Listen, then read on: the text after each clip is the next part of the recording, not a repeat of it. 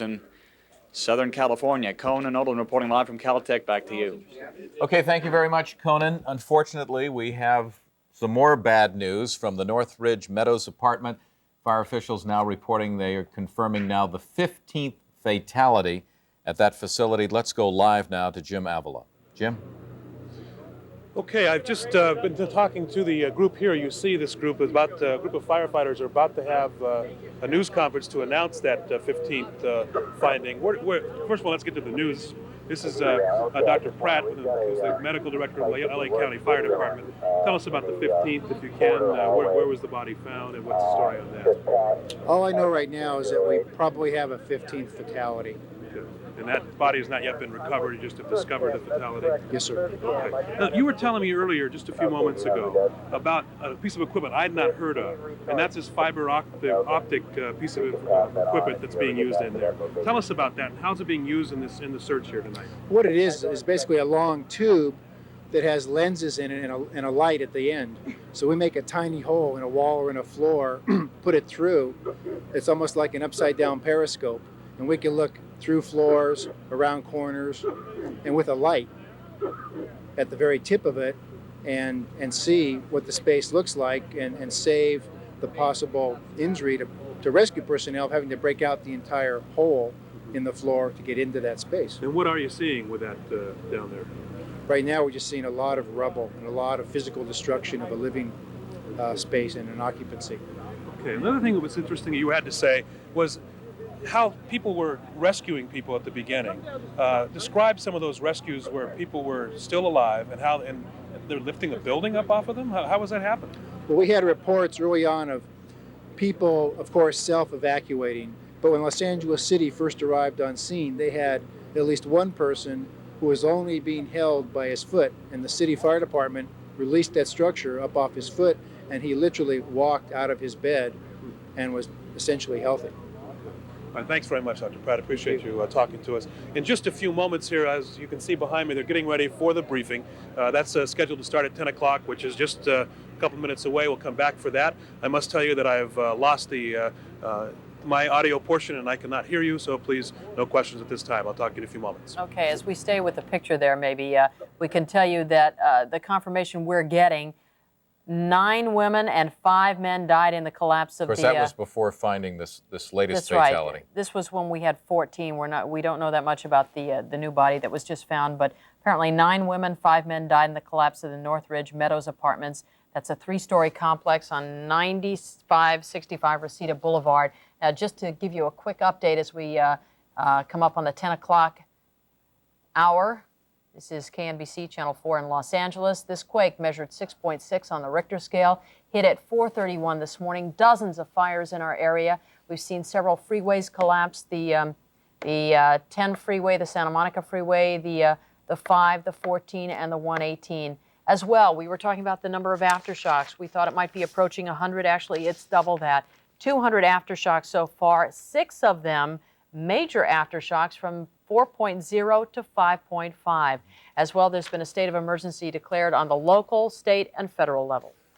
What we're going to do is we're going to go back to Jim Avila, who is at the apartment house in Northridge, where they're getting ready for a news conference. As soon as that begins, we will go there. But in the meantime, let's switch over and go to Diane Diaz, who is at this water distribution center in Granada Hills, at the Granada Hills High School. Diane? Right. Granada Hills High School is both a water distribution center and a shelter, a Red Cross shelter set up here. Take a look at what they've got going on the outside here. This is right outside of the gymnasium. Case after case of Arrowhead water. Let's get in here. We've just missed a big run for the water. We had quite a few people up here. Chris Downing, one of the volunteers from the Red Cross, describe for us what you've been seeing, your experience day in and out, today, hour in and hour out, if I will. A lot of people running around frantic, just disoriented, not really sure what to do or where to go. Just kind of asking everybody for help, and just everyone's real frightened. Some odd stories you told me earlier about what people are doing in the absence of having their own water to drink. Right, I had a guy tell me he got tired of drinking his pool water and his toilet water. So I wonder if you can have a couple of waters from the Arrowhead. Well, we know driving through the valley all day long, so many stores were closed, almost everything was closed. Show us what you've got here and what you're offering people who are really in need, have nothing in their houses. And we got some grape juice here, and I got some Hawaiian rolls here. sweet rolls, what's left of the cookies, crackers, and we got some juice, chocolate milk, and milk. And for little kids, we have little Hot Wheels we've been giving out, so that's really kind of made their day, put a smile on their face, took away some of the fear that they had, so that's been helping out a lot. Great. Chris Downing, one of the Red Cross volunteers. Again, Arrowhead has donated several hundred Diane, cases. we This need is to just jump in here one. and interrupt. Can Go you hear ahead, us? Colleen. Diane, we need to go back out to the apartment complex. And we'll There's be a briefing available on the for any latest body questions you that's might been wanna found. answer, Let's okay? take them live. Chief DeVarney? Thank you. I'm Chief DeVarney with LA County Fire Department. We have mobilized through the FEMA task force system a task force, the LA County Task Force for USAR Search and Rescue. And our mission here tonight is to open up the void areas that are existing underneath this collapse and see if we can find any victims that are still alive. In the past few minutes, we've just found another victim who is deceased, and we're continuing to open up the void areas. It's a long, tedious process. We're using technical equipment, search cameras, and listening devices. We're using canine search teams and all the resources of our rescue teams and search teams together. On these FEMA task force, there are 56 people. We are self-contained. We have all the equipment to operate self-contained, including doctors and structural engineers, rescue specialists, and medical people. Yes. We are at this time extricating that victim. I can't give you any other details other than the fact that it appears to be a male, and he's undoubtedly dead. Do you have an age category? There was a number of people that are looking for a gentleman by the name of Adam Slotnick, who's about 25 years old. Is that description at all, or can you tell? I can tell you at this time we have not completely uncovered the victim. We've got an entire floor sitting on top of the area where he's at. It's compressed into about 3 feet. His 8 foot of space is compressed into about 3 feet, and all of the rubble is on top of this particular individual. Is this an individual you've been looking for all along? At this point, we can only say that we have one victim in that room. 15. Is it? Do you have people missing? Have you gone over a roster and know that there are people who are unaccounted for? That's affirmative. This would be the last person that we know is missing. So now you are. If it is indeed the person that has been reported missing. Everyone is either alive or dead but accounted for now in this building. Not exactly. There is a report that another victim is inside.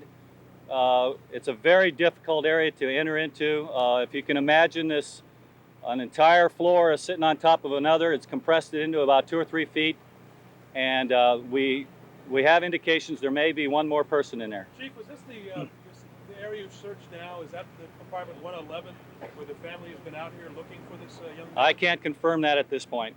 Chief, can you give us any more details on how you reached him? Yes, we're going from the top down. We're cutting open the floors. We're using jackhammers, rescue saws, and our heavy equipment to go in from the top, working down, extricating all the materials using airbags where we have to shore up and pieces of heavy lumber to prevent the existing areas that we've opened from collapsing on us. Chief, what do you suppose the chances are that you'll find someone still alive in there? Well, when we were up in San Francisco in the Oakland area and left the Cypress structure, we were sure there was no one alive, and 5 days later they found somebody.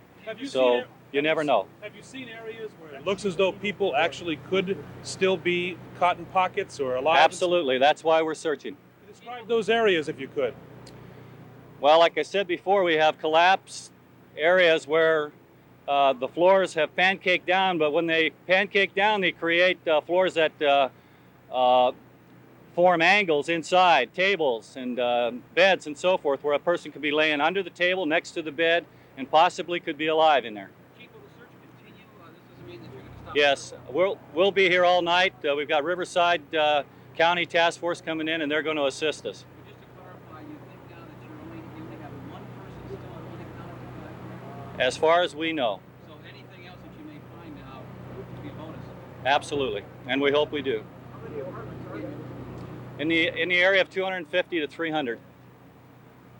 There were only 14 people in those 250 14 confirmed deaths. Actually, now it's 15. How many injuries? I can't say at this time. You've just been listening to a briefing by the LA County and LA City fire departments. Entire complex. With more details on what we broke, the news we broke just Well, a few moments ago. it's that a indeed 3-story 15th body has been complex. found. Is in the There's process about now 300 being apartments, so recovered. you'd figure there's That 100 body was in apartments a, on the bottom floor. downstairs floor. and Most is of now the being structure extricated. is collapsed. They The believe bottom now floor is that everybody collapsed. who was in the And building, it's the second at story this sitting point on is top of accounted it. for. So out of the approximate 100 occupancies, there are 15 And they deaths. have now. Chief, the people who did survive on the first Okay, we're taking a look at a live picture from the helicopter. One of the interesting things about it is you're seeing a buckled portion of the freeway. Obviously, that's that dark strip right across the center of the screen, but also you're seeing the darkness of the blackout. Absolutely. This is the Santa Monica Freeway. We're also taking a look, I believe, at probably Caltrans crews. They said they would get to work immediately trying to clean up these overpasses and get to work trying to rebuild them, and it looks like they made good on that promise. They're out there right now. And as we pull back, maybe we can get a wider picture of the area that's affected. Just the top of your screen, as you can see, there are a few lights there, but towards the bottom, total blackout. And of course, we're looking at the Santa Monica Freeway, so we're not out in the San Fernando Valley, No, where not at all. obviously the larger portion of the blackout is to be found. I think one of the interesting things that Chief Varney had to say from the LA City Fire Department there at the Northridge Meadows apartment when he was talking about finding now the 15th body was the fact that up in San Francisco, after 5 days, when they thought that they wouldn't possibly find anybody alive, that they actually found somebody alive. And your heart really has to go out to these people who we have seen earlier this evening who came by Jim with these photographs of people whom they were looking for. I remember the young man along, I guess it was his wife or girlfriend who was looking for his mother. The other guy came by looking for a friend, and they all had photographs of these people. And obviously we don't have an identity of this The good news individual. about the mother, her name is Carol Runnings, is that she was in a building, although it was badly damaged, it was not the building that collapsed, that pancaked from 3 stories into 2. The bad news about the young man that they were looking for, I believe they said he was about 25 years old. He lived in apartment 111, if I remember correctly. The bad news is that he was last seen in that apartment at about 1:30 this morning. People note that his car is still in the parking lot there today, and there seems to be little hope that he would have survived this. We're going to take a look now at, I think we have a list of some of the damaged freeways, or at least we have a map that can show you those areas. Starting from the top of your screen up the 5 and the 14. That's where Fernell Chapman has been, where we've seen that dramatic shot of the support column there. And then we've got the 405 and where the 18 come together in Northridge, and then, of course, down in the La Cienega-Fairfax area, which was the live shot that we had on your screen just a few moments ago on the Santa Monica Freeway. You know, as we look at some of the pictures of destruction, as we look at some of the maps, maybe we can put a face on some of the victims out there today. As we mentioned earlier, 9 women and 5 men died in the complex, the apartment complex in Northridge, plus the 1 body they just found, so that brings it to a total of 6 men died there. One of them, B. Riskin, 71 years old, Darla Enos, and 7 other people killed by the collapse there. And then, of course, we have the officer, Clarence Dean, 46. He was the one that was killed when, if you recall, his motorcycle plunged off the Antelope Valley or the 14th freeway overpass as it collapsed onto the Golden State, and that's what you're looking at on your screen right now. This was a man simply on his way to work this morning. That's correct. In the darkness, didn't realize the freeway had collapsed and went right off the end. We talked about an unidentified man who authorities tell us apparently was in his mid-40s, fell to his death from the 6th floor window of a room in a hotel in downtown Los Angeles. He was pronounced dead on arrival. In Chatsworth, another resident, his name is Ted Peter Fitchner. He was 28 years old, apparently struck in the head by an object that fell in his mobile home on Denise Way, and he died as a result of that. As we continue to look at this live picture, you can see some of the workmen who are actually under the freeway and probably doing some inspection work, trying to check it out, and they've, of course, brought in these portable lights and generators. 2 people died. You recall we had that dramatic video earlier today. in a hillside home collapse up on Sherwood Place in Sherwin Oaks. A 5-year-old little girl was crushed when a house collapsed on her. This is on Beverly Ridge. She died at Valley Presbyterian Hospital. Tragic story there. Also had a report of a resident here in the Hollywood area who died of a heart attack on Argyle Avenue. A 60-year-old person, we don't know, male or female here, died of natural causes at Cedars-Sinai Medical Center. Had a woman, 45, suffered a head trauma and she was taken to Cedars-Sinai Hospital where she passed away. As well, a 25-year-old man electrocuted, died when he picked up a live wire. Points out the necessity to stay away from down power lines and live wires. He died at the Medical Center of North Hollywood. He was 25 years old. 91-year-old woman. Natural causes, Sherman Wayne Reseda. Right, and a 92-year-old woman who was fatally injured in a trailer fire out in the Northridge area. You remember they had those that trailer park, what was it, Tahitian? The Tahitian, right. Right. As well, we've been telling you this, a woman in Rancho Cucamonga, she was 34 years old, died of a broken neck when she got up to check on her kids.